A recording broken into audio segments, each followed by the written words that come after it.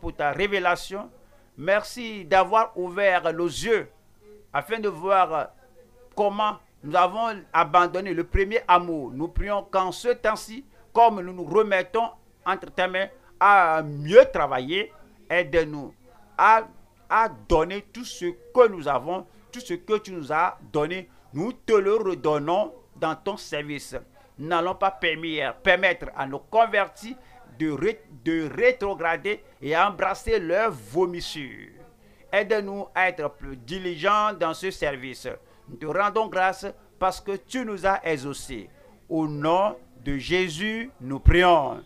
Amen. Et que tout le monde dise, vous êtes tous les bienvenus à l'étude biblique de ce soir.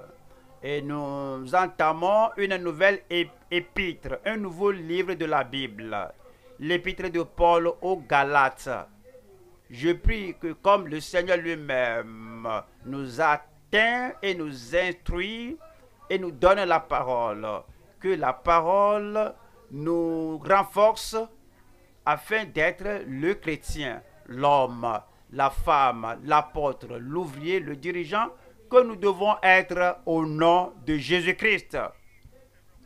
Et je vous prie que comme vous venez ici, que vous ne preniez pas la parole comme familière, disant que je connais cela, je l'ai appris auparavant, je l'ai prêché moi-même auparavant. Je prie que la parole soit nouvelle dans le cœur de chacun de nous, dans la vie de chacun de nous, et nous allons vivre par la grâce de Dieu comme il veut que nous vivions au nom de Jésus-Christ.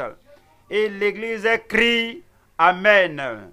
Père, nous te remercions ce jour, nous bénissons ton nom parce que tu nous as donné un grand privilège, une grande occasion à venir devant toi et écouter directement ta parole.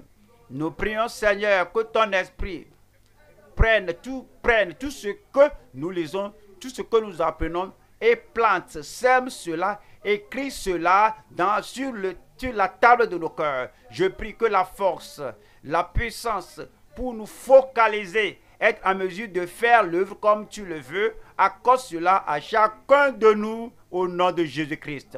Plus de grâce, plus de force et plus de renfort pour que nous marchions dans la voie de la justice tous les jours de notre vie au nom de Jésus-Christ. Confirme ta parole avec la bénédiction dans chaque vie. Au nom puissant de Jésus, nous prions. Amen. Que le Seigneur vous bénisse, asseyez-vous.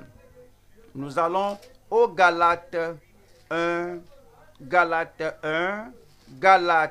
chapitre 1, verset 1. Paul, apôtre, non de la part des hommes, ni par un homme, mais par Jésus-Christ et Dieu le Père, qui l'a ressuscité des morts. Verset 2. Et tous les frères qui sont avec moi aux églises de la Galatie. Verset 3. Que la grâce et la paix vous soient données de la part de Dieu le Père et de notre Seigneur Jésus-Christ.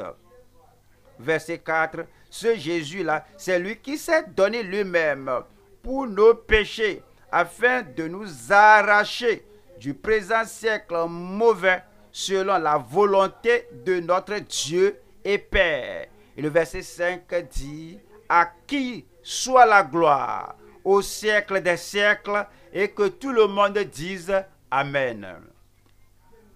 Comme nous voyons l'épître elle-même, et l'objectif d'écrire cette épître, et les gens à qui l'épître s'adresse, nous pouvons dire le pourquoi et l'objectif de cette épître. C'est pour préserver l'évangile du Seigneur Jésus-Christ. L'église des Galates quittait déjà la vérité de l'évangile. Il s'égarait du centre de l'évangile.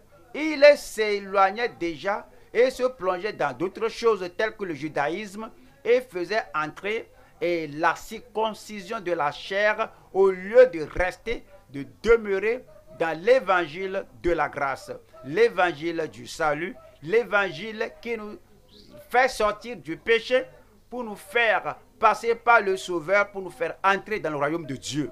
Donc l'apôtre Paul avait le souci que ces églises de Galatie et les églises d'aujourd'hui doivent revenir à l'évangile, à la bonne nouvelle, au message de la croix, et comme le message provient du calvaire. C'est pourquoi il a tout d'abord souligné son autorité. Il a tout d'abord accentué son appel. Parce que certains pourraient dire que qui es-tu au fait? Pourquoi tu nous dis ce que tu nous dis avec autorité? Donc, il doit dire Paul, apôtre, non de la part des hommes, ni par un homme. C'est-à-dire qu'il n'a pas été choisi par un homme, il n'a pas été ordonné par un homme, mais Dieu lui-même l'a appelé.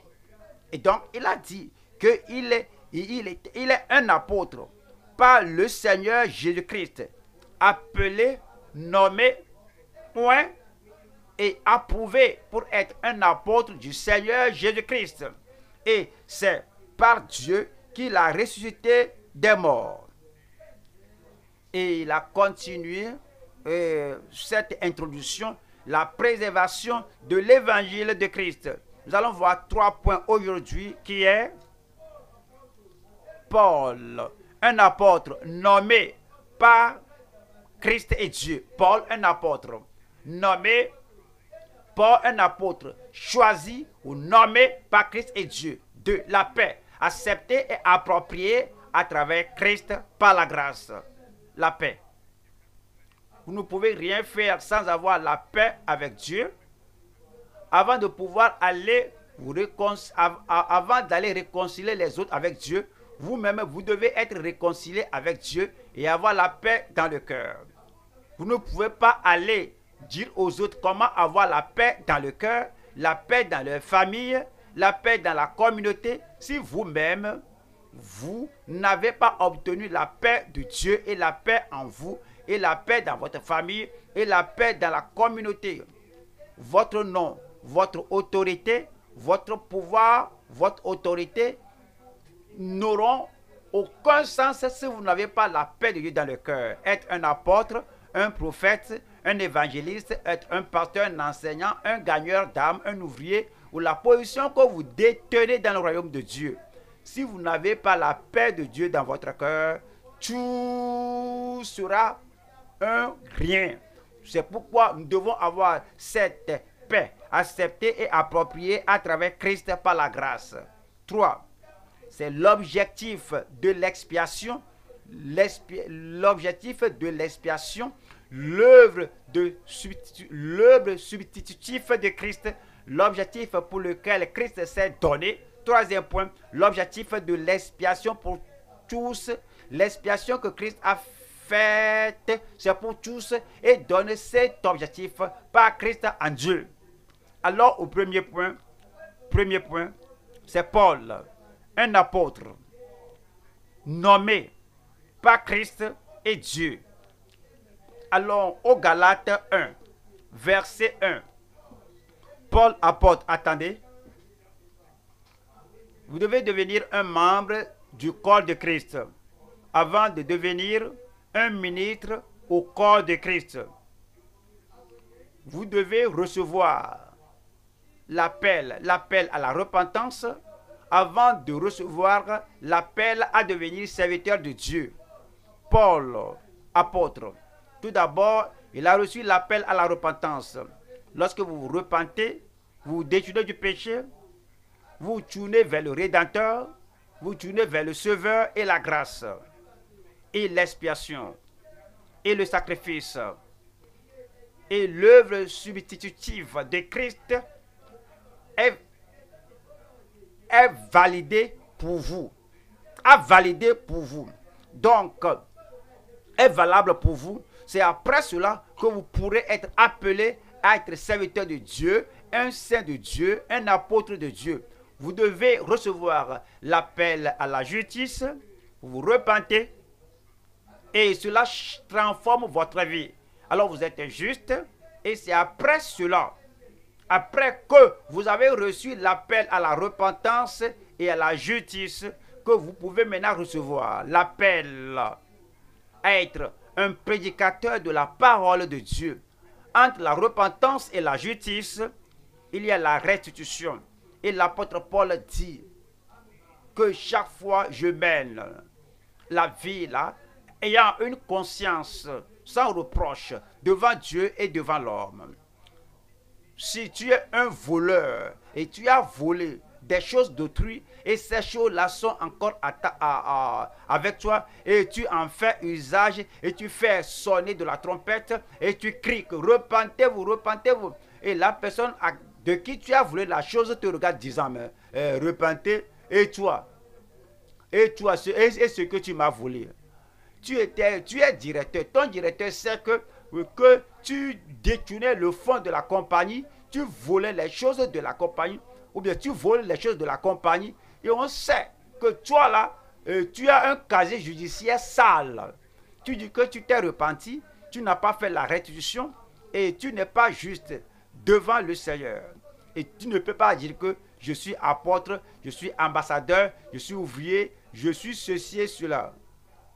Tout d'abord, appelez à la repentance et appelez à la restitution et appelez à la justice. Et c'est après cela que le Seigneur vous appelle disant que je veux que tu prennes la même parole, le même évangile qui a agi dans ta vie, le même évangile qui t'a transformé. Prends-le, amène-le aux autres afin qu'il transforme la vie des autres. Numéro 1, il y a l'appel au salut. Et lorsque nous sommes sauvés, et l'Esprit de Dieu rend témoignage à notre cœur que nous sommes enfants de Dieu. Et ce salut-là est évident, factuel. Les gens peuvent le voir comme c'est vu dans la vie de l'apôtre Paul. Cet homme prêche l'évangile qu'il avait persécuté. Lorsque le salut-là est là, et c'est réel, donc on peut répondre à l'appel d'être serviteur de Dieu, l'appel à la sanctification. Nous ne pouvons pas porter la dépravation et la sensualité, la nature adamique et au fond de notre cœur, on n'a pas répondu à l'appel de Dieu, on n'est pas sanctifié, nous sommes appelés au salut. Il ne faut pas accentuer, je suis apôtre, je suis évangéliste, je suis pasteur enseignant, mais tout d'abord, il faut répondre à l'appel du salut, à l'appel à la restitution, à l'appel à la justice. Tu réponds à l'appel au salut, à la sanctification, et maintenant tu peux répondre à l'appel de Dieu pour être un prédicateur de la parole. Paul l'apôtre, non de la part des hommes, ni par un homme, mais par Jésus-Christ et Dieu le Père, qui l'a ressuscité des morts. Et le verset 2. Et tous les frères qui sont avec moi aux églises de la Galatie. Nous allons voir 3 points ici. Numéro 1, sa nomination en tant qu'apôtre des païens. Et 2, son devoir en tant qu'ambassadeur avec la grâce. 3, son autorité et son ancre dans l'évangile. Voilà la première partie, c'est sa nomination en tant qu'apôtre des païens. Il a déjà dit, Paul, apôtre, il y a des gens aujourd'hui qui impriment des cartes et sur la carte figure apôtre ou ambassadeur. Ça, c'est un homme. Lorsque Dieu appelle un homme à un devoir et que Dieu le nomme, on voit l'évidence de cette œuvre à laquelle Dieu appelle la personne dans la vie de cette personne. Voyons, Actes des Apôtres, chapitre 9. Actes des Apôtres, chapitre 9, verset 6.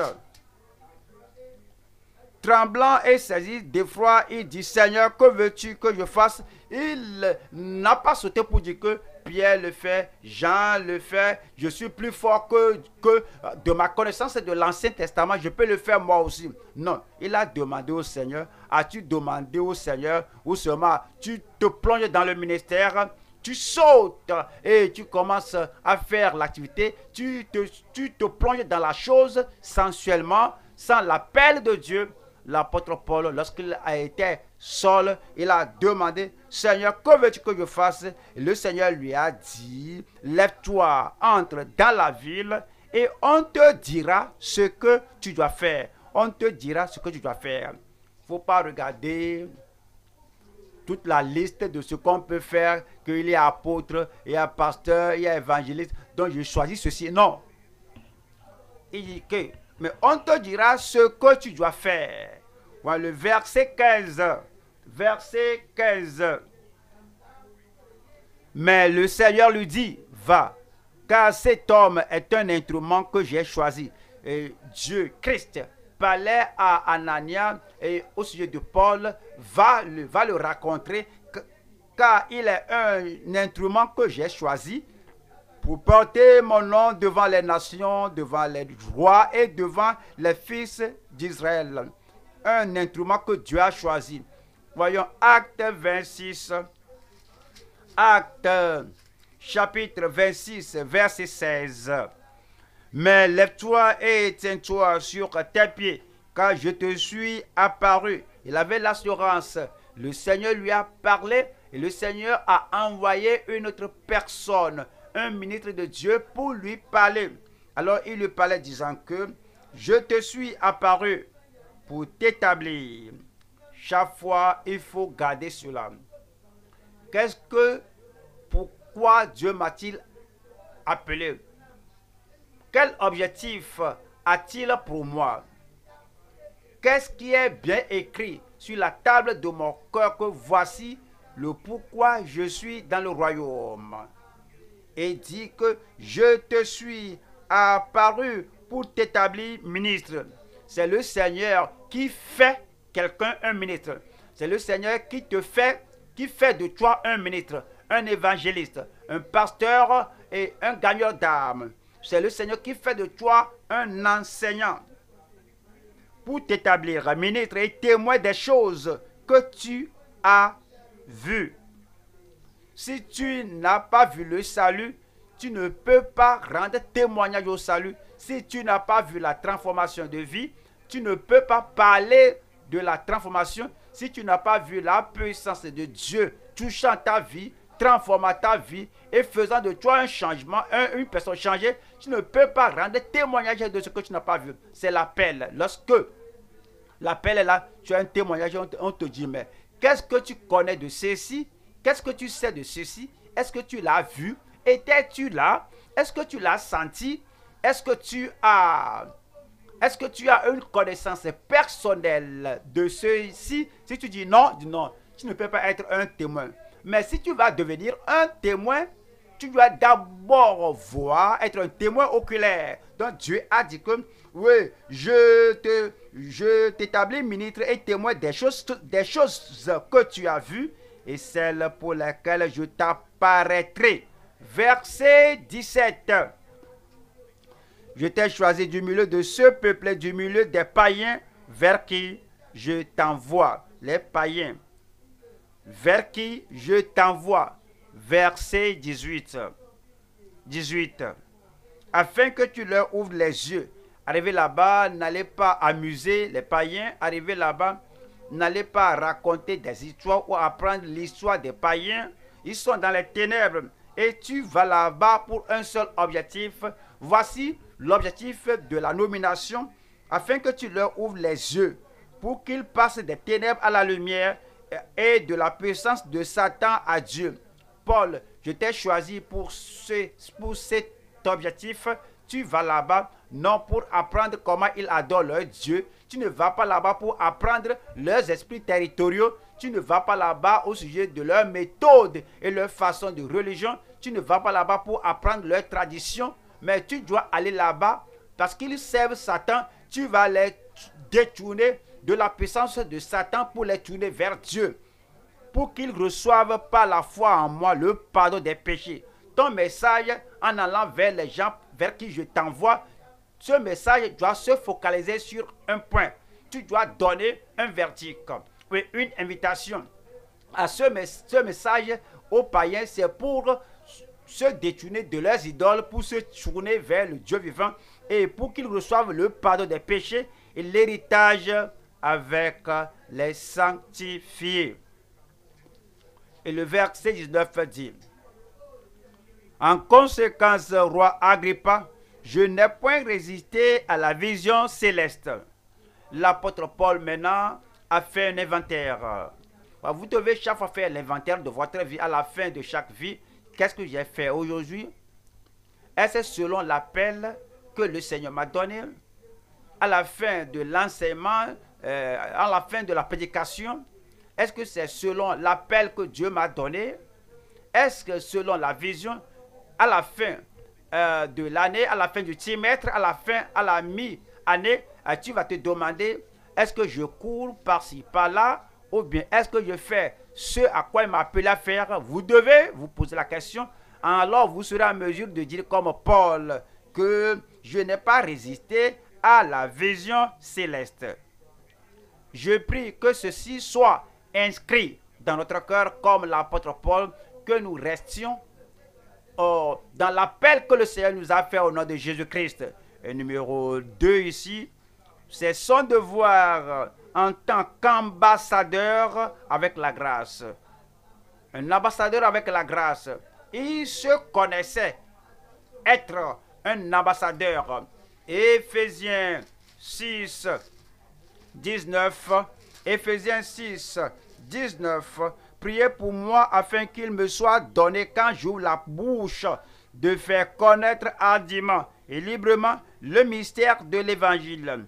Oui, le devoir de faire connaître hardiment et librement le mystère, la richesse cachée, la connaissance cachée de l'évangile du Seigneur. Mais ces païens ne connaissent pas, ils ne connaissent rien du salut qui vient au travers de Christ, ils ne connaissent pas la sainteté qui vient par Christ, ils ne connaissent pas la sanctification qui passe par Christ, ils ne connaissent pas la transformation de vie qui vient par Christ, mais c'est un mystère, le mystère de l'évangile. L'évangile est venu maintenant ouvrir leurs yeux, les illuminer, les instruire et leur révéler la pensée de Dieu. Et à cause de cette révélation, ils sont en mesure de dire que voici ce que l'évangile a pourvu, je vais en avoir. Et lorsque vous allez parler aux autres, lorsque vous allez prêcher aux autres, évangéliser les autres, voici le devoir. Alors vous devez leur faire connaître la vérité cachée de l'évangile, le mystère de l'évangile. Et il dit que priez pour moi afin qu'il me soit donné quand j'ouvre la bouche de faire connaître hardiment et librement, que je parle avec confiance, pas en craignant que qu'est-ce que je vais dire. Ces gens sont de grands philosophes, ces gens sont des dignitaires grecs, qu'est-ce que je vais leur dire? Tu pries, une autre personne a prié pour toi, pour que tu ouvres ta bouche hardiment pour déclarer ce mystère, cette connaissance cachée de l'évangile. Verset 20. Pour lequel je suis ambassadeur. Il dit je suis ambassadeur. Comme il a dit, je suis apôtre. Oui, je suis sûr de cela. Il a aussi dit que je suis sûr de ceci. Je suis un ambassadeur. Oui, quoi qu'il soit arrêté, il dit que oui, il n'appréciait pas ce qu'il disait parce qu'il parlait du royaume céleste et le royaume terrestre ne comprenait pas ce que l'héros, le messager du royaume céleste leur annonçait et il a été lié à cause de cela. Mais vous savez, il a dit que de faire connaître hardiment et librement le mystère de l'évangile. Nous devons savoir ce que nous avons, qui nous sommes, quel est notre appel, ce qu'il nous a donné à faire. Et nous devons prier que Dieu nous donne l'ardeur, l'autorité pour déclarer tout ce qu'il nous a donné, tout ce qu'il nous a dit à déclarer, sans timidité, sans la crainte des hommes. Nous allons en 1 Corinthiens 3, verset 10. Le devoir en tant qu'ambassadeur avec la grâce. 1 Corinthiens 3, verset 10. selon la grâce de Dieu qui m'a été donnée. Selon la grâce de Dieu qui m'a été donnée. Pour le salut, nous avons besoin de la grâce. Pour la sanctification, il nous faut la grâce. Pour le service, il faut la grâce. Il y a des gens, ils sont sauvés par la grâce et puis ils vont prêcher par leur propre force, par leur propre pouvoir. Ils ne savent pas qu'il y a la grâce pour toutes choses à laquelle nous sommes appelés à faire dans le royaume de Dieu. Se repentir, il faut la grâce. Faire la restitution, il faut la grâce. Pour mener la vie de justice, il faut la grâce. Pour abandonner le passé, devenir une nouvelle créature en Christ et les choses anciennes passées, que toutes choses deviennent nouvelles, il faut la grâce. Donc, il dit maintenant que au bornes de la voie, à chaque étape de la voie, dans mon ministère, la grâce hier, la grâce aujourd'hui, la grâce demain, la grâce à tout moment.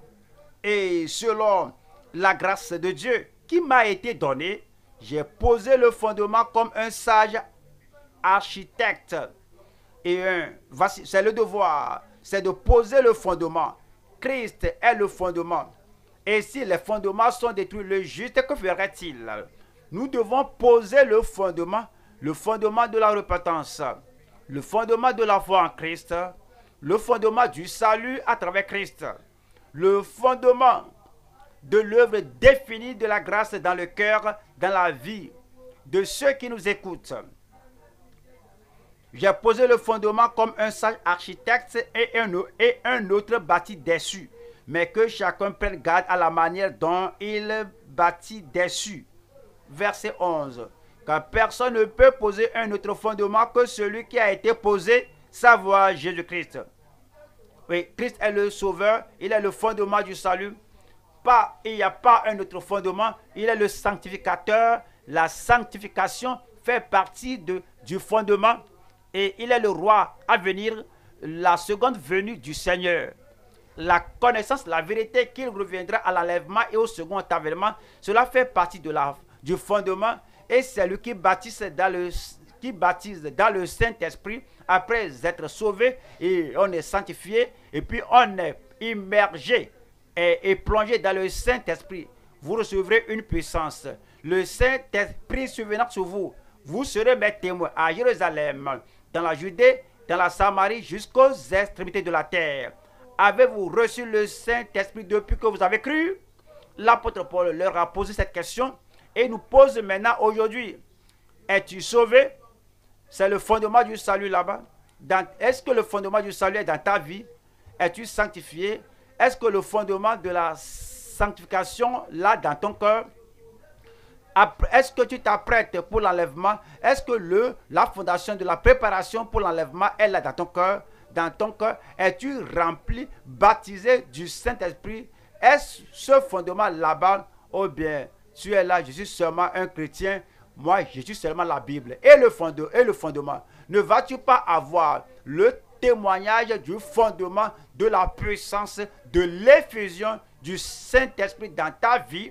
Oh bien, tu abandonnes le fondement de l'évangélisation, aller partout le monde entier et prêcher l'évangile à toute la création. Celui qui croit et qui est baptisé sera sauvé, celui qui ne croit pas sera condamné. Est-ce que tu sais que cela fait partie du fondement qui nous a été donné? Le Seigneur veut qu'on se rappelle le fondement qu'il nous a donné afin que nous puissions bien faire l'œuvre d'un ambassadeur avec la grâce de Dieu. Il nous dit aux Éphésiens 3, 8, à moi qui suis le moindre de tous les saints, cette grâce a été accordée. Cette grâce a été accordée. Il savait qu'il avait la grâce. Il savait qu'il a reçu la grâce. Est-ce que vous savez que vous avez reçu la grâce? As-tu reçu la grâce de Dieu? Est-ce que l'Esprit de Dieu rend témoignage à toi que tu as la grâce de Dieu? Quel que soit ce qu'il m'a appelé à faire. Partout il m'a appelé de le faire. Je peux le faire. Comment le sais-tu? Parce que je puis tout par Christ qui me fortifie. Il m'a appelé à cela. à cause de cela, je peux. Vous devez comprendre que vous pouvez parce qu'il vous a donné cette grâce. Il m'a donné la grâce afin de prêcher parmi les païens, oui, le mystère incompréhensible de Christ. C'est le devoir. Je dois prêcher le mystère incompréhensible de Christ. Les choses qui n'est pas connues d'aucune autre manière jusqu'à ce que cela soit révélé à l'apôtre et la donné aux autres. Voilà une troisième partie ici. C'est son autorité et son ancre dans l'évangile. Son autorité et son ancre dans l'évangile. Il nous dit au Galates chapitre 1, 11. Je vous déclare, frère, que l'évangile qui a été annoncé par moi n'est pas de l'homme. Son autorité venait du ciel.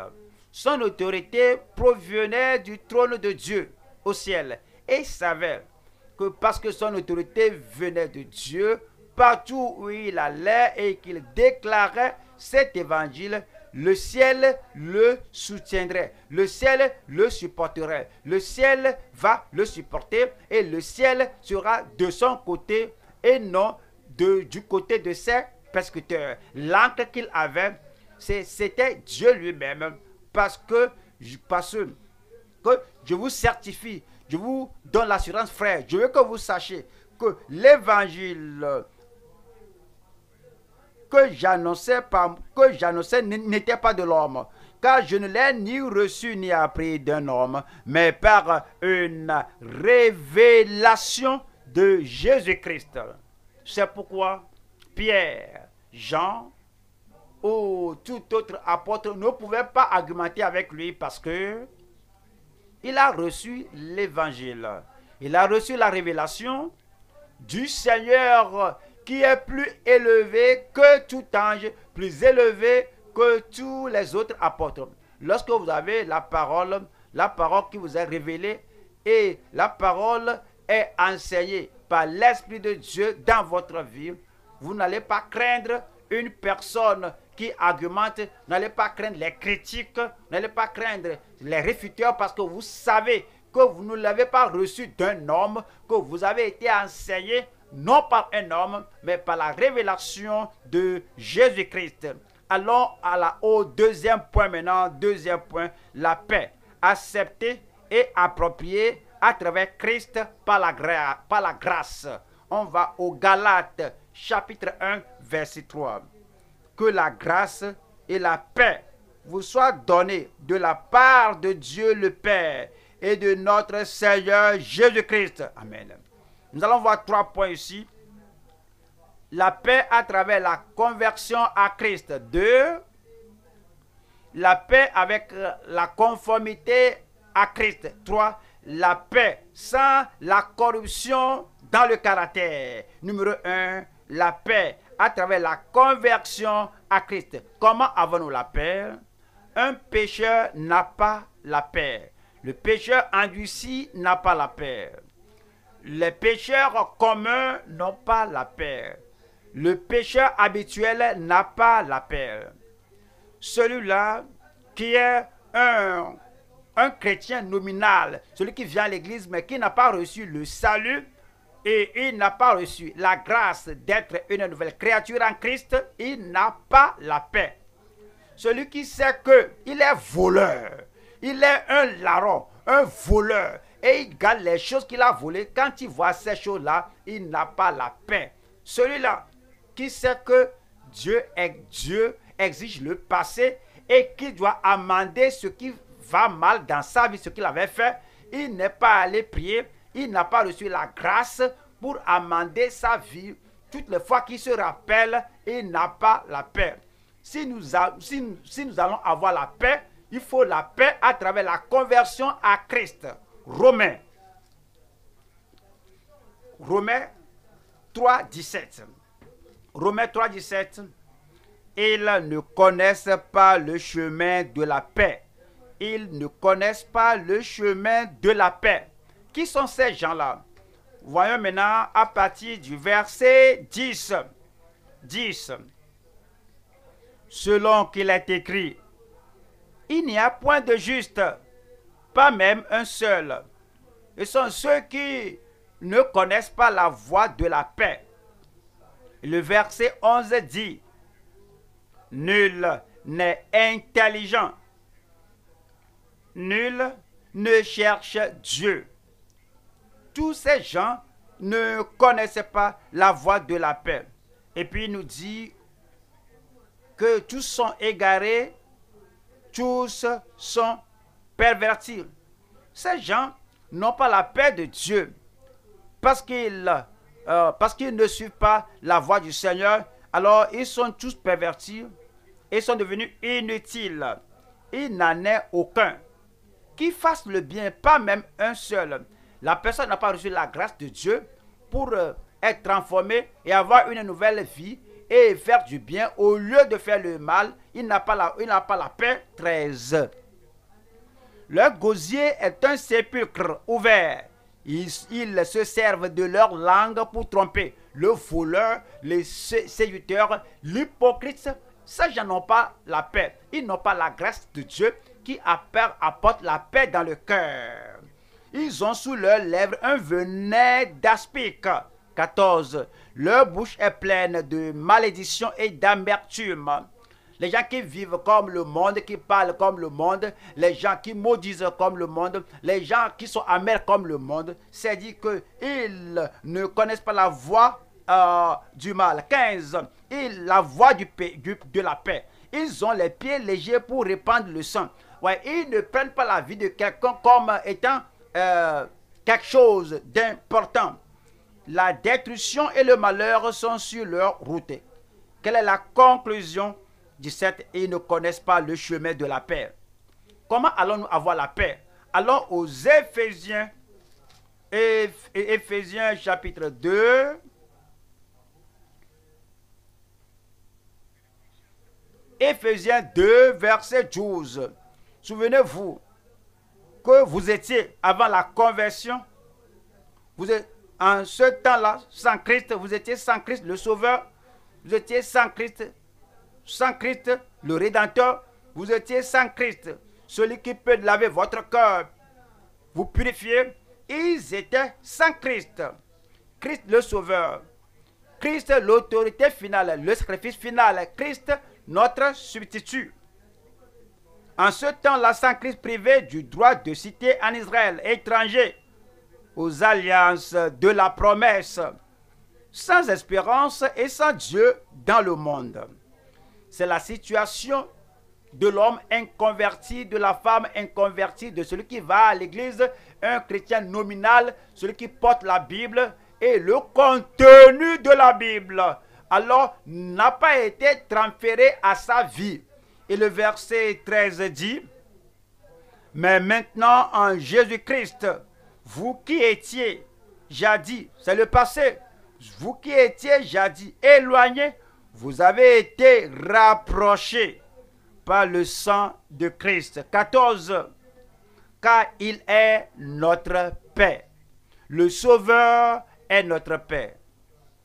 Le substitut est notre paix. Il est devenu notre substitut. Il a porté notre culpabilité. Il a ôté notre condamnation. Il a ôté notre culpabilité. Il a ôté toutes les choses qui s'agissent dans notre cœur. Et tout est mis sur Christ. Et nous lui avons donné notre confession. Nous lui avons donné notre condamnation. Et il nous donne sa justice et sa rédemption. Parce que nous avons maintenant, oui, sa rédemption, sa justice. Et il a transformé notre vie. Maintenant, il est notre paix. Lui qui des deux n'en a fait qu'un et qui a renversé le mur de séparation. Lorsque vous venez au Seigneur et vous mettez tout votre poids sur le Seigneur, vous le transférez tous vos péchés, il y a un puissant changement dans votre cœur, vous êtes transformé, vous êtes converti, à travers la convertie, la paix vient dans votre vie. Romains 5, verset 1. Étant donc justifiés par la foi, nous avons la paix. Étant donc justifiés par la foi, nos péchés jugent Christ, nos péchés sont sur Christ il n'y a plus maintenant de culpabilité, nous sommes justifiés à cause de Christ. Le Seigneur dit, à cause de Christ qui a porté tes péchés, oui, je t'enlève tous tes péchés, je te donne la justice, je te donne le pouvoir d'aller et de ne plus pécher, le pouvoir pour une nouvelle vie, le pouvoir pour une nouvelle disposition, le pouvoir de mener une vie de justice, de vie. Étant donc justifiés par la foi, nous avons la paix avec Dieu par notre Seigneur Jésus-Christ. Verset 2. À qui nous devons d'avoir eu par la foi accès à cette grâce dans laquelle nous demeurons fermes et nous nous glorifions dans l'espérance de la gloire de Dieu. Voyons Actes des Apôtres, chapitre 10, verset 36. Il a envoyé la parole aux fils d'Israël en leur annonçant la paix par Jésus-Christ, qui est le Seigneur de tous, en leur annonçant la paix, en proclamant la paix, en transférant la paix à notre cœur. Par Jésus-Christ, avez-vous reçu cette paix? Lorsque vous vous rappelez le jour du jugement, est-ce que vous avez la paix?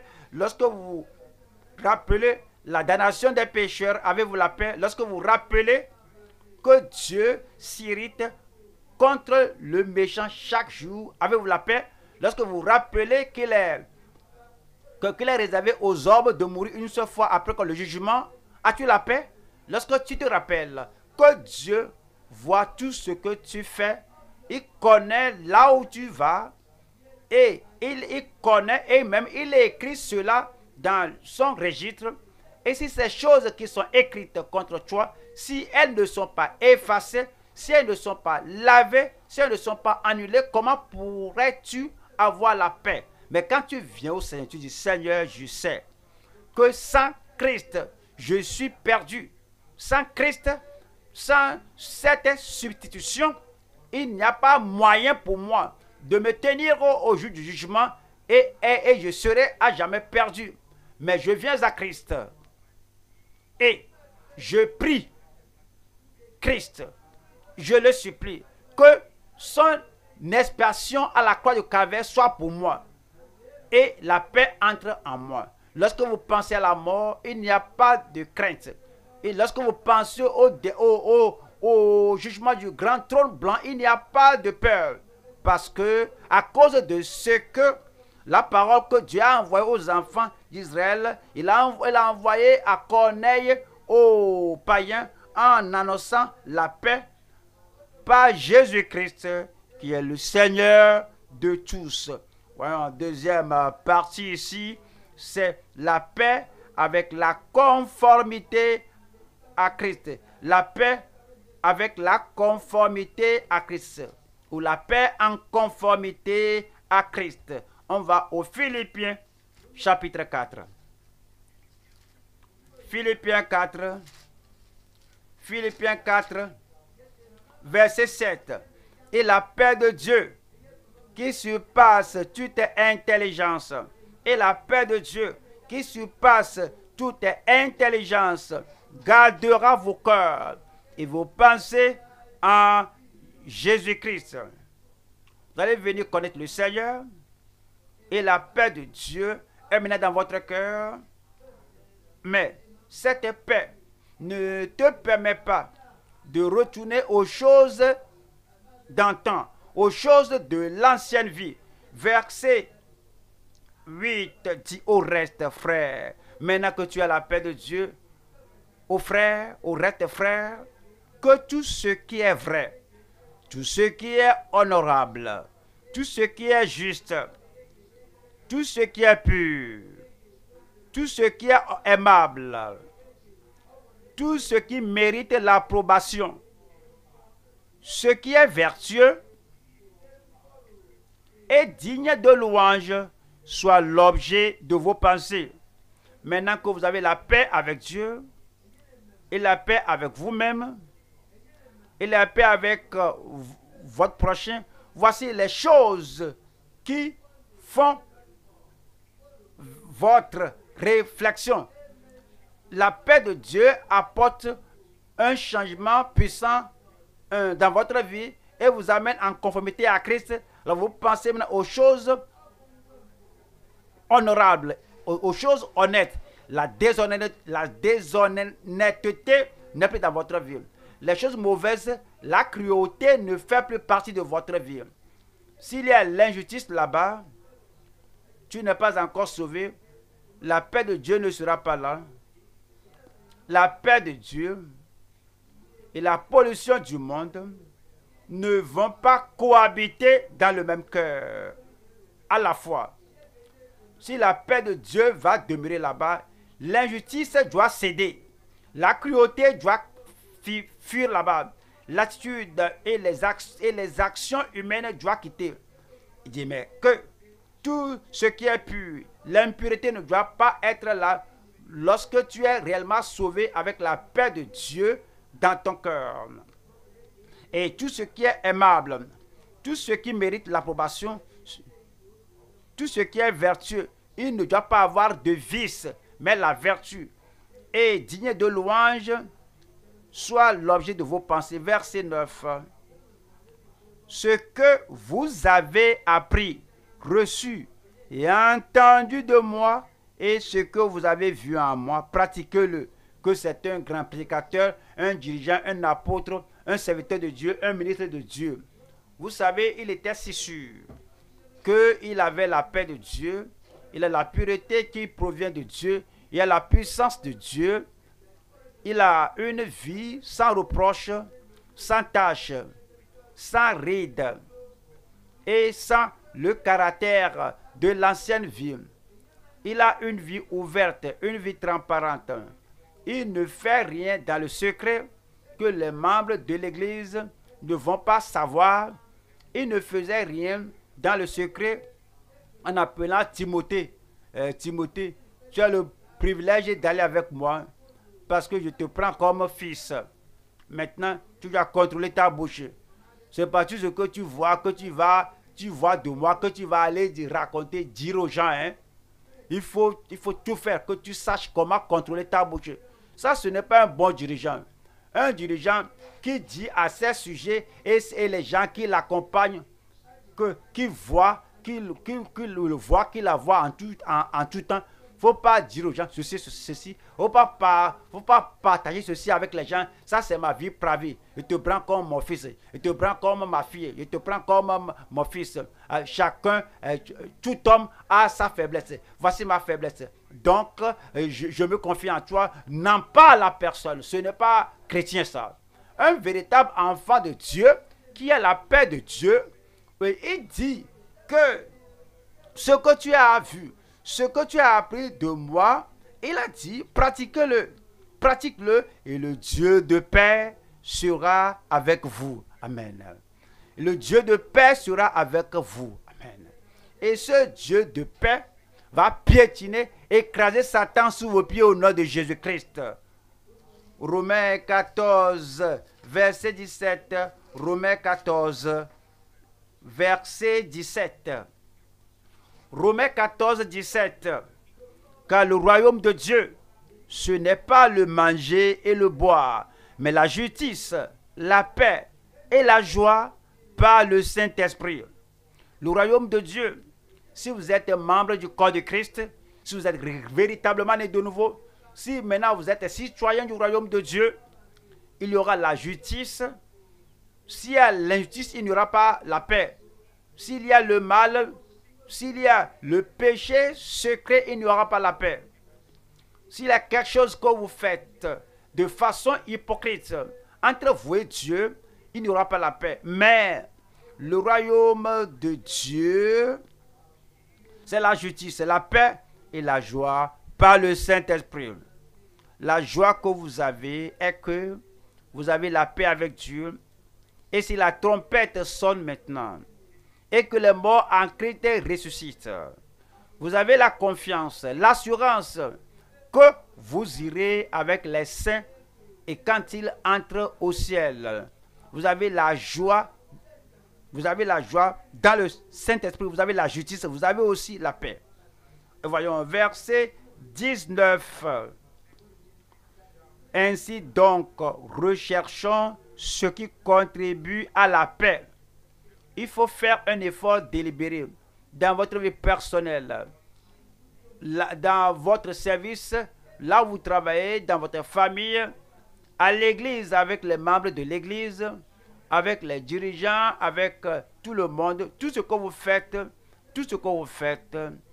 que cela soit, cela engendre la foi, que cela engendre la paix, génère la paix. Ne soyez pas un fauteur de troubles, ne soyez pas un perturbateur, celui qui initie les arguments, les critiques.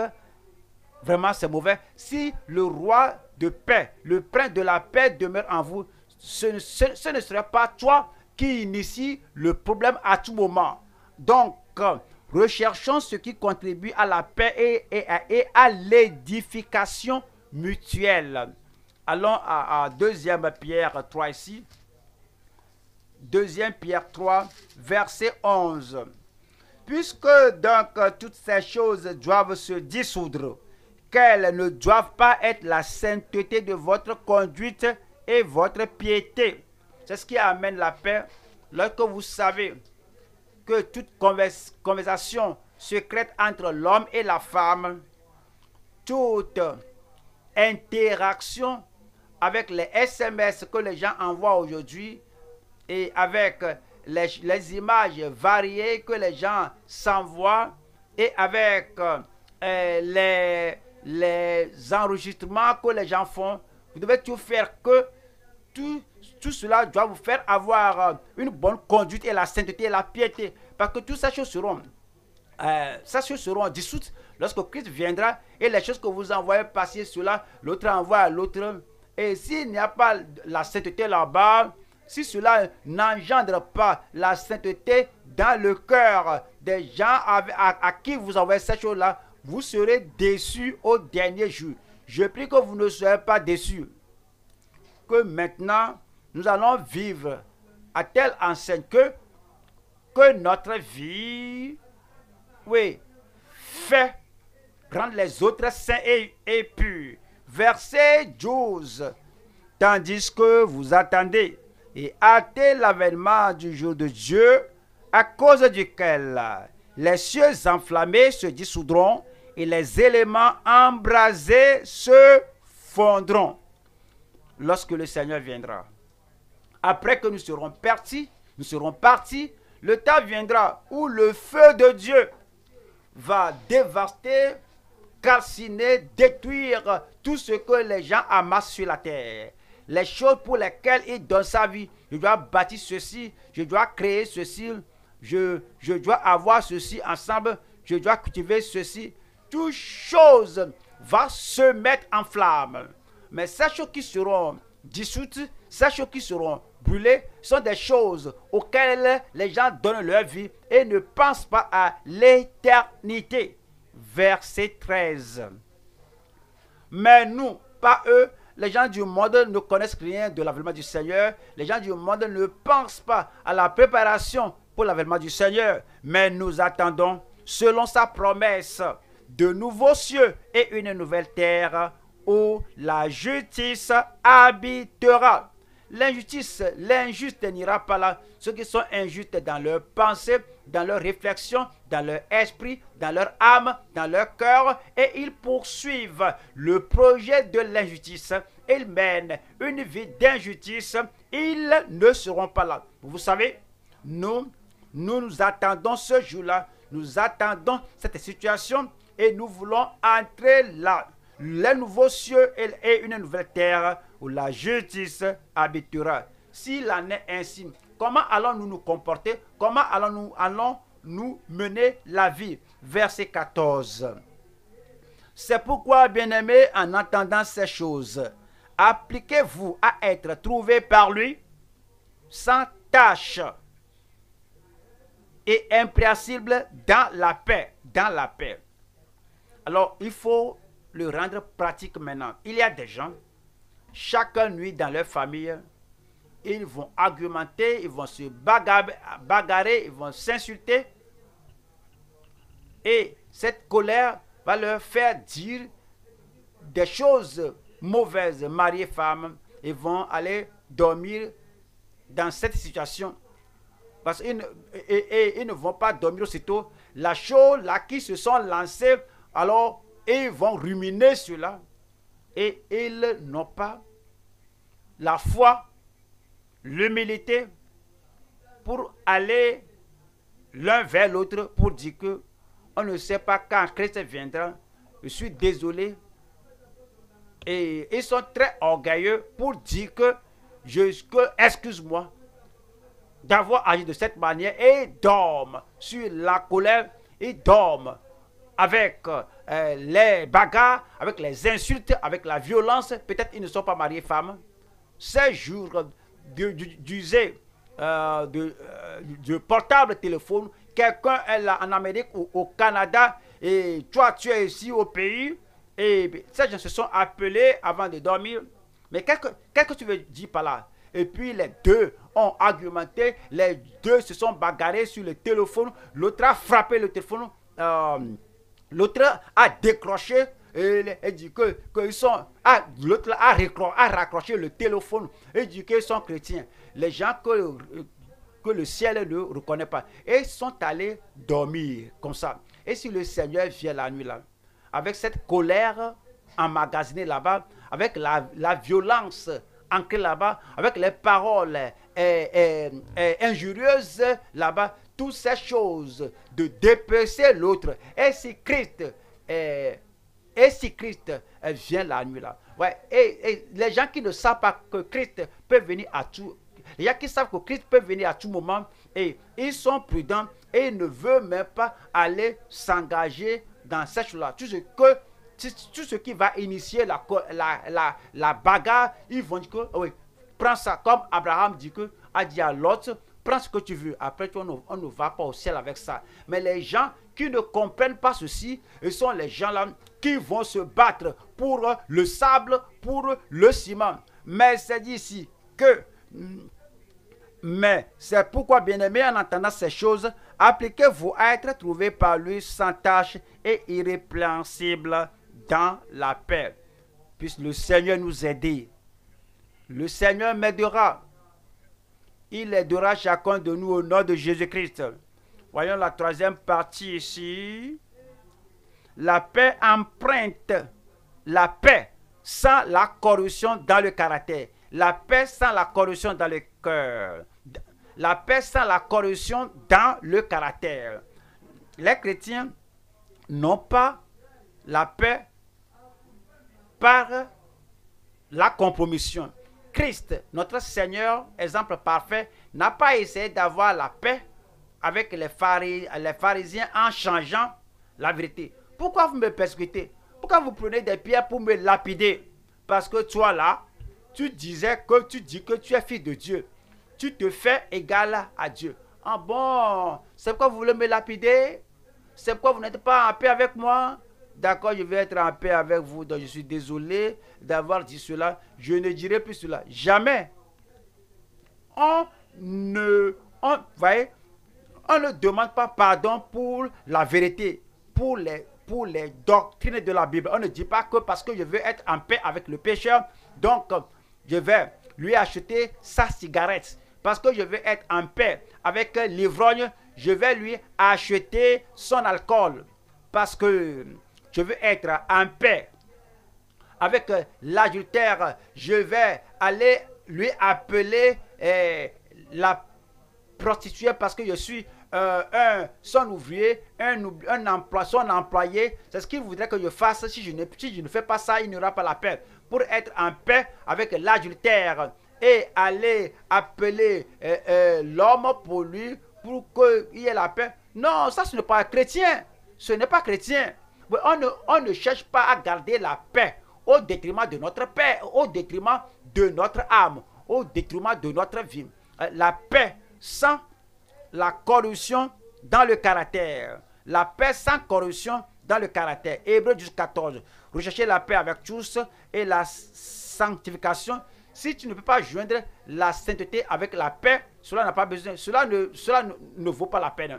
Quelqu'un qui se bat avec vous parce que vous tenez sur la saine doctrine de la parole de Dieu, la personne te dit que si tu ne changes pas, si tu ne changes pas, si tu ne cesses pas de dire ce que tu dis là, il n'y aura pas de paix. À qu'il en soit ainsi, nous devons avoir la sainteté avec la paix que nous avons. Rechercher la paix avec tous et la sanctification sans laquelle personne ne verra le Seigneur. Voyons 1 Thessaloniciens 5. 1 Thessaloniciens 5, 13. Ayez pour eux beaucoup d'affection à cause de leur œuvre. Soyez en paix entre vous. Soyez en paix entre vous. Verset 23. Verset 23. Que le Dieu de paix vous sanctifie lui-même tout entier. Soyez en paix entre vous. Mais cette paix ne doit pas annuler la sanctification. Cette paix ne doit pas annuler la parole de Dieu de notre vie. Vous savez, tous les gens dans la Bible, c'est des hommes et des femmes de paix. Daniel n'a pas essayé de garder la paix avec ses jurisconsultes qui lui ont dit de cesser de prier Dieu pendant 30 ans, pendant 30 jours. Si tu ne cesses pas de prier, il n'y aura pas la paix. Donc nous allons te rapporter au roi et puis ceci va t'arriver. Oui, cela doit être ainsi. Et Daniel a continué à prier. Shadrach, Meshach et Abednego, j'ai appris que moi le roi, et j'ai dit à tout le monde que s'ils entendent le son des trompettes du Psalterion, que tout le monde doit se prosterner et adorer. Alors je veux la paix dans mon royaume, je veux la paix dans sur mon territoire. D'accord, je suis prêt d'oublier le passé. Il y aura la paix si vous vous prosternez pour adorer. On ne fait pas cela. On ne dit pas que parce que je veux la paix à tout prix, donc je dois me corrompre. Et dit, mais si tu ne fais pas cela, je ne serai pas en paix avec toi, mais je vais te jeter dans le feu, dans la fournaise ardente. Ô roi Nebuchadnezzar, nous n'avons pas besoin de te répondre là-dessus. S'il est ainsi, l'Éternel, le Dieu des armées que nous servons, nous délivrera de ta main. Sinon, la mort soudaine, la gloire soudaine. S'il dit qu'il ne va pas nous délivrer et que nous allions au ciel sitôt, qu'il en soit ainsi. Mais n'allons pas nous prosterner à ton image que tu as érigée. Et l'homme là, s'était irrité. Parce que Shadrach, Meshach et Abednego ne voulaient pas maintenir la paix au détriment de leurs âmes. Et ils étaient jetés dans le feu. Mais le quatrième, le Fils de Dieu, était arrivé là-bas, il était avec eux dans le feu. Et le feu ne les a pas consumés. Le feu ne les a pas consumés. La même chose. Dieu est le même. Jésus-Christ le même. Hier, aujourd'hui et éternellement. Si quelqu'un dit qu'il va continuer de te battre, il va continuer de s'opposer à toi, à moins que tu ne compromettes, nous ne pouvons pas compromettre. Nous aurons la paix dans notre cœur parce que nous obéissons à Dieu. C'est l'autre personne qui n'aura pas la paix parce qu'il s'oppose à Dieu.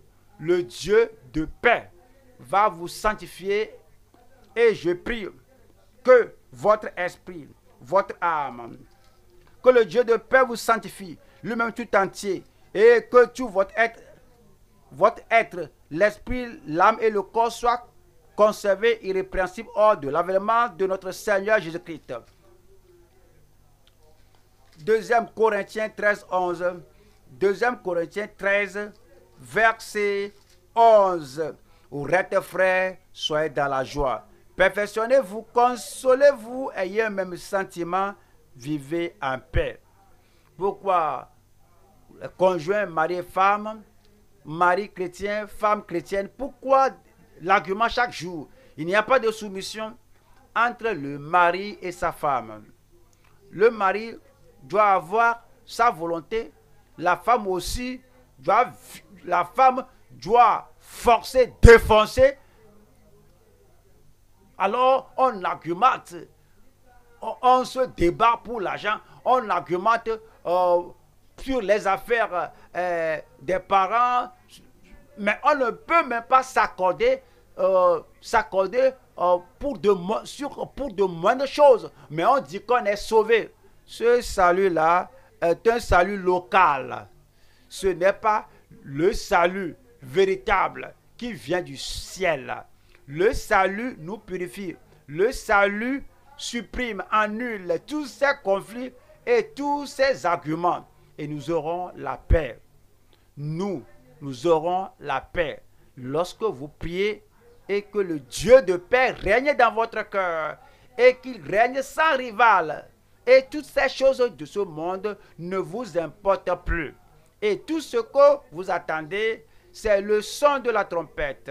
Et lorsque la trompette sonne, vous irez. Si c'est ce que vous attendez, toutes ces choses non essentielles, vous n'allez pas les prendre et mourir pour cela. Vous serez en paix, vivre en paix, et le Dieu de paix sera avec vous. Allons au troisième point maintenant. Troisième point, l'objectif de l'expiation pour tous par Christ en Dieu. Allons au Galates chapitre 1 verset 4. Qui s'est donné, c'est Christ, qui s'est donné lui-même pour nos péchés, afin de nous arracher du présent siècle mauvais, selon la volonté de Dieu et Père. Verset 5. À qui soit la gloire au siècle des siècles. Amen. Nous allons voir trois choses ici. Numéro 1 ici, sa mort pour notre délivrance du présent siècle mauvais. C'est pourquoi Christ était mort. Numéro 2, le danger et la damnation du siècle mauvais perverti. Numéro 3, notre délivrance et notre domination sur le monde pollué et captivant. Numéro 1, c'est la mort de Christ. Sa mort pour notre délivrance du présent siècle mauvais. Galates 1, verset 4. Qui s'est donné lui-même pour nos péchés. Christ s'est donné lui-même. Il s'est donné non pour nous faire demeurer dans le péché. Il s'est donné afin de nous arracher, afin de nous faire ôter, nous faire sortir du péché, de la fosse, de la prison, du précipice du péché. Il n'est pas venu nous sauver et nous laisser dans le péché. Quel que soit le péché que vous commettiez avant de naître de nouveau, comme Christ est venu vous sauver, il est venu vous prendre hors de ces péchés. Il s'est donné lui-même pour nos péchés, afin de nous arracher du présent siècle mauvais, selon la volonté de notre Dieu Père. Voyons Tite chapitre 2, 14, qui s'est donné lui-même pour nous, afin de nous arracher de toute iniquité, de toute iniquité, de toute iniquité. Vous savez, il n'y a pas de péché qui doit rester, il n'y a pas d'iniquité qui doit rester, il n'y a pas de transgression qui doit rester. Si une iniquité reste, demeure, c'est ton choix. Tu crois que tu gagnes quelque chose de délicieux, quelque chose de satisfaisant, parce que tu gagnes quelque chose de ce péché. C'est pourquoi tu t'y embrasses. Christ a la puissance. Il a le pouvoir de nous délivrer de tout péché. En moins que celui-là que tu embrasses, le péché qui va te fondrer, qui va t'affaisser dans la perdition éternelle. Alors il veut te délivrer de tout péché. Et il n'y a pas de péché mineur, il n'y a pas de péché personnel, il n'y a pas de péché clandestin dont il ne peut délivrer. Il s'est donné lui-même pour nous, afin de nous racheter de toute iniquité et de se faire un peuple qui lui appartienne, purifié par lui et zélé pour les bonnes œuvres. 1 Jean 3. 1 Jean 3, 4. Quiconque pêche transgresse la loi, et le péché est la transgression de la loi. Verset 5. Or, vous le savez, Jésus a paru pour ôter les péchés. Il a paru pour ôter les péchés, nos péchés. Et il n'y a point en lui de péché. Voilà le verset 8. Celui qui pêche est du diable. Comment le comprenez-vous? Celui qui pêche se soumet à l'auteur du péché qui est le diable. Celui qui commet le péché ouvre la porte et il fissure le mur pour que Satan y entre et être son contrôleur. Celui qui commet le péché est sous le contrôle et sous la domination de Satan. C'est comme Adam et Ève ont fait, c'est ce qu'ils ont fait. Délibérément, ils ont commis le péché et ils se sont vendus, livrés au diable, que le diable soit leur Seigneur, leur Dieu, leur contrôleur. Celui qui pêche est du diable, car le diable pêche dès le commencement. Le Fils de Dieu apparut afin de détruire les œuvres du diable. Verset 9.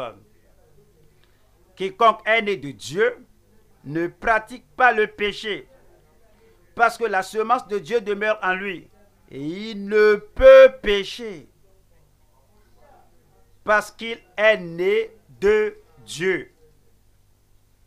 Allons à la deuxième partie ici. Le danger et la damnation du siècle mauvais, perverti. Ce monde perverti, ce monde pervers, mauvais, ce monde perverti est sous la domination, sous le contrôle de Satan. Deuxième Corinthiens, chapitre 4, verset 3. Si notre évangile est encore voilé, il l'est pour ceux qui périssent. 4. Pour les incrédules dont le Dieu de ce siècle a aveuglé l'intelligence, afin qu'ils ne visent pas briller. Les gens qui ne sont pas nés de nouveau, le Dieu de ce monde les aveugle. Et si toi tu acceptes cet aveuglement de Satan, tu fais de toi les gens du monde. Ils n'ont pas le salut et tu rejettes ton salut. Et pour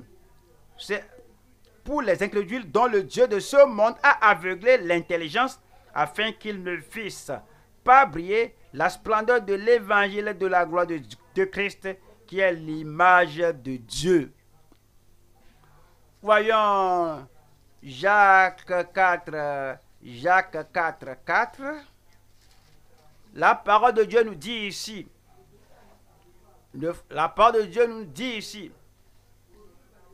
adultère que vous êtes naturellement, adultère ou adultéresse. Un adultère dans le sens naturel, ce sont les gens, les hommes. Un adultère, c'est un homme qui s'en va commettre l'immoralité avec la femme d'autrui. Alors, une adultère ou une adultéresse, c'est la femme qui s'en va, qui quitte son foyer et s'en va se salir avec un autre homme. Adultère que vous êtes, ne savez-vous pas que l'amour du monde est inimitié contre Dieu? Dans le sens spirituel, les gens qui quittent la voie de la justice et quittent la voie de la sainteté pour se faire amis du monde, alors ils embrassent les pratiques du monde, ils embrassent la politique du monde, la corruption du monde, la perversion du monde, et tous ces gens-là qui deviennent adultères devant le monde. Et il s'est dit que quiconque,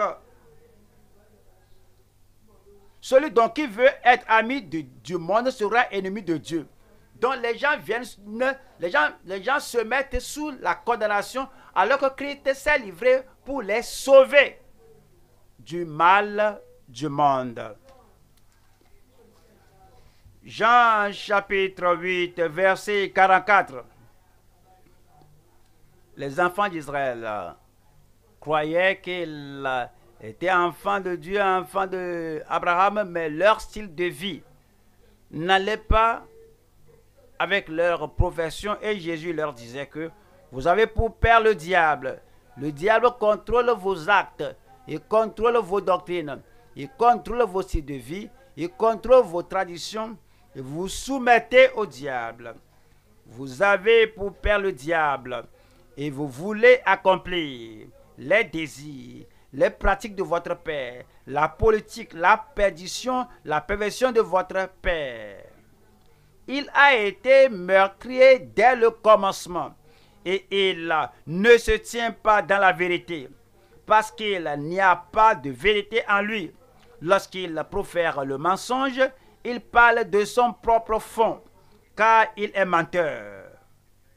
Si tu es menteur, un menteur habituel, si tu es menteur, un menteur plaisantin, si tu es un menteur délibéré, si tu es un menteur qui aime mentir, alors il faut deviner celui qui initie cela dans votre cœur, dans ta vie. Ce ne peut jamais être Dieu. Ce ne peut jamais être Christ. Ce ne peut jamais être le Saint-Esprit, l'Esprit de vérité. Si tu es un menteur commun, un menteur occasionnel, alors il faut imaginer celui qui contrôle votre vie. C'est dit qu'il a été meurtri dès le commencement et il ne se tient pas dans la vérité.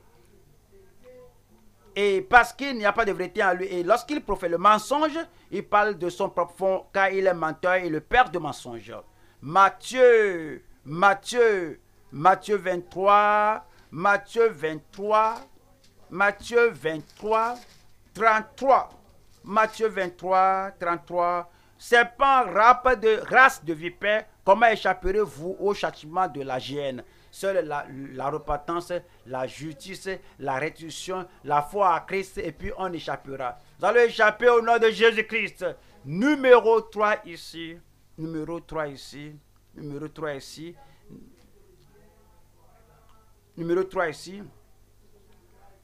L'objectif de l'expiation pour tous par Christ en Dieu. Galates 1, verset 4. Qui s'est donné lui-même pour nos péchés. Le Fils éternel de Dieu, qui a quitté le trône de Dieu. Il a quitté la gloire de Dieu. De riche qu'il était, il s'est fait pauvre pour nous. Il s'est soumis pour être notre substitut, ton substitut, pour mourir à ta place. Est-ce que c'est le petit mensonge là qui est si précieux pour toi? Est-ce que c'est le petit acte charnel, sensuel qui est si précieux pour toi que tu abandonnes, que tu piétines? La mort de Christ à la croix de Calvaire, il est mort pour nous afin que nous puissions avoir la délivrance, la domination sur la domination sur le monde pervers et captivant. Et Galates 6, 14. Galates 6, 14.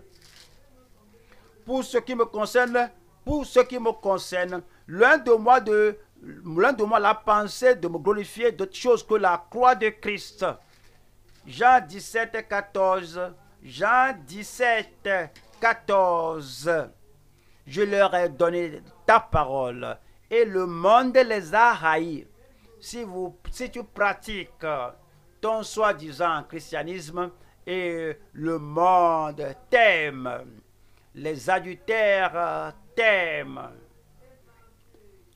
et l'ancien copain, l'ancienne copine toujours et t'aime. Et les anciens fraudeurs est toujours éternel. Tu n'es pas chrétien. Hein? Si tu es chrétien, le monde va te haïr.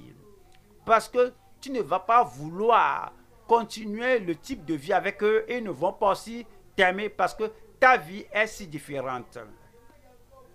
Je leur ai donné ta parole et le monde les a haïs parce qu'ils ne sont pas du monde comme moi, je ne suis pas du monde. Verset 15. Verset 15. Je ne te prie pas de les ôter du monde. Pourquoi? Nous avons une œuvre à faire. Il nous a sauvés, il nous a sanctifiés, il nous a amenés au service. Si nous sommes tous sortis du monde, comment les pécheurs là seront-ils sauvés? Je ne te prie pas de les ôter du monde, mais de les préserver du mal. Nous allons au monde pour évangéliser, pour prêcher, pour dire à ces pécheurs, sortez des ténèbres et venez à la lumière. Nous n'allons pas là-bas pour ramener leur pollution, leur pratique, leur mal, leur mauvaise vie. Ils nous sauvent du mal du monde. Verset 16, il a affirmé que ils ne sont pas du monde comme moi, je ne suis pas du monde. Il a vaincu pour nous et nous vainquons au nom de Jésus. 1er Jean 5, verset 4. 1er Jean 5, verset 4. Parce que tout ce qui est né de Dieu triomphe du monde. Et la victoire qui triomphe du monde, c'est notre foi. Voilà le verset 5. Qui est celui qui a triomphé du monde, sinon celui qui croit que Jésus est le Fils de Dieu. Verset 18. Il nous a dit, verset 18, nous savons que quiconque est né de Dieu ne pêche point, mais celui qui est né de Dieu se garde lui-même. Dieu vous donnera la grâce. Dieu vous donnera la vigilance. Et celui qui est né de Dieu se garde lui-même et le malin ne le touche pas. Il ne vous touchera pas. Il ne me touchera pas. Verset 19. Nous savons que nous sommes de Dieu et que le monde entier est sous la puissance du malin. Le monde est faible. Ces gens, ils n'ont pas de choix. Ils sont sous le contrôle du malin. Mais si vous êtes né de nouveau, vous êtes enfant de Dieu, vous êtes affranchi. Je dis vous êtes affranchi. Qui s'est donné lui-même afin de nous racheter, nous délivrer du présent siècle. À lui soit la gloire dans votre vie. À lui soit la domination dans votre vie. Et tout pouvoir qui lui appartient va couler à votre vie. Vous serez un vainqueur au nom de Jésus-Christ. Je serai vainqueur. Tenez-vous debout maintenant et parlez au Seigneur. Seigneur, aide-moi. Je serai un vainqueur. Le Seigneur a amené la préservation de l'évangile à nous tous aujourd'hui, que l'évangile dans sa pureté, dans son entièreté, que l'évangile vienne dans votre vie et que l'évangile préserve votre vie et que la grâce de Dieu, la grâce abondante de Dieu, que cela agisse dans votre vie et vous affranchisse entièrement.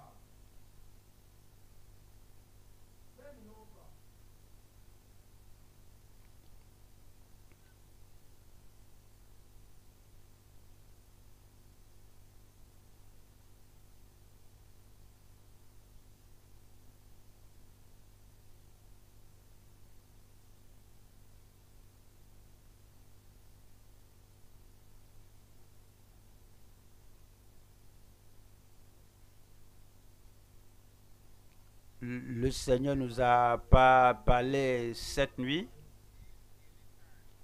voici l'heure d'invoquer le Seigneur, que sa puissance, que son esprit nous garde, nous préserve du siècle, du présent siècle mauvais qui est perverti, que Dieu nous préserve du monde entier, du monde mauvais. Mais grâce soit rendue à Dieu parce que Christ est venu nous affranchir et nous donne la domination sur le présent siècle mauvais. Priez que la puissance de Dieu vous garde. Invoquez le Seigneur. Invoquez le Seigneur, que sa puissance vous garde comme vous cherchez sa face. Si vous n'êtes pas né de nouveau, vous êtes là ce soir. Vous devez d'abord devenir enfant de Dieu avant de le servir. Vous devez devenir membre de la famille de Dieu avant de devenir un ministre de l'Évangile. Remettez-vous entre les mains du Seigneur, venez au calvaire, repentez-vous de vos péchés et priez que le Seigneur vous sauve ce jour. La grâce de Dieu est disponible.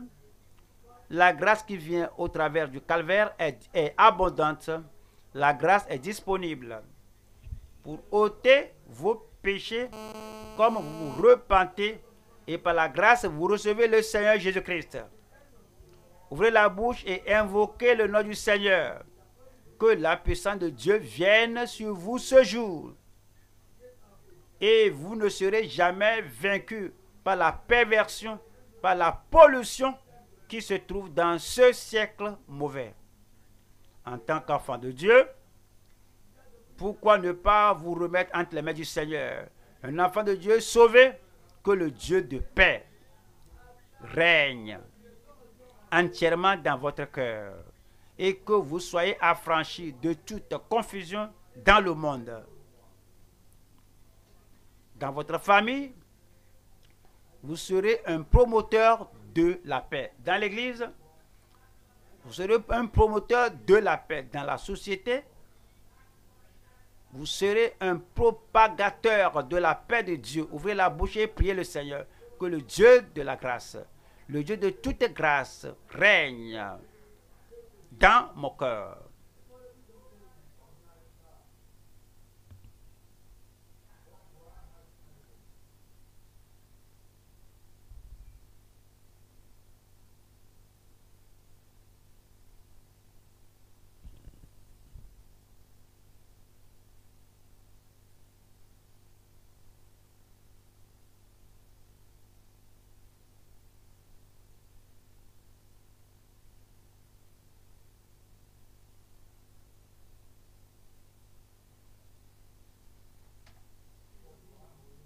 Priez le Seigneur.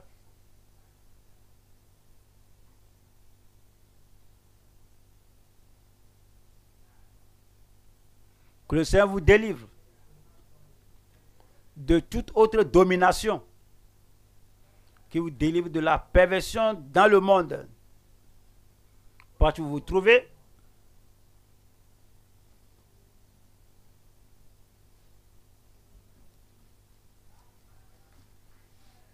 la perversion, la pollution du monde, que cela n'est pas de domination sur vous. Invoquez le Seigneur.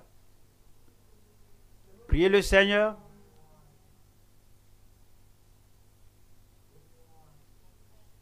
Que le Seigneur de toute grâce vous délivre. Déjà, le Seigneur est mort pour vous et il est là pour vous délivrer de toute pollution, de toute perversion du monde. Invoquez le nom du Seigneur.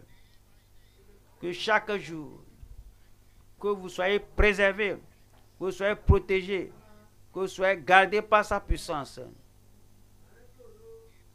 de ce siècle mauvais. Ouvrez la bouche et priez le Seigneur. Tous les pièges dans le monde, le Seigneur vous en protégera. Comme vous menez une vie affranchie, une vie affranchie du péché, une vie non corrompue, affranchie des pollutions du monde. Invoquez le Seigneur, que le Seigneur lui-même vous donne le pouvoir et la grâce. Au nom de Jésus, nous prions. Père Céleste, nous te remercions ce soir. Merci pour la parole de grâce que tu nous as envoyée. Dieu du ciel, tu nous as fait savoir que tu nous as appelés à être tes enfants afin que nous te servions, pour que nous soyons ministres de l'évangile et amener la parole de grâce aux autres.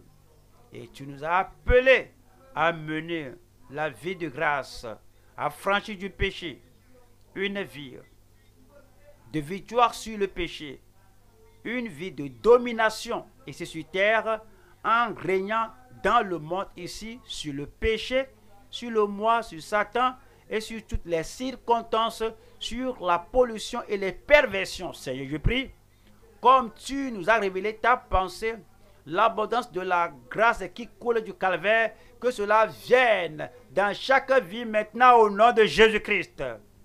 Nous allons vivre sur le péché. Nous aurons la domination sur le moi et sur toutes les perversions du monde au nom de Jésus-Christ. Père Céleste, nous prions que notre caractère, que notre conduite soit saint, soit pur, que nous vivions, que nous soyons des gens de paix. Nous vivions en paix, la paix en nous, la paix avec les hommes, la paix avec les autres, la paix dans notre famille, la paix dans l'église, la paix partout au nom de Jésus-Christ. Père Céleste, nous prions que comme tu nous as enseigné, nous prions que ta puissance nous garde. Seigneur, nous n'allons pas tomber, mais nous allons te suivre pas à pas en menant la vie affranchie de toutes ces perversions au nom de Jésus. Nous remettons ton serviteur que tu as utilisé, que ton onction repose sur lui. Une nouvelle onction, une grande onction, une plus grande onction au nom de Jésus-Christ. Seigneur, comme il nous a parlé, nous aussi, nous irons dans le monde et nous allons propager l'évangile de la grâce de Dieu. Merci Seigneur, parce que tu nous as exaucés. Au nom de Jésus, nous prions.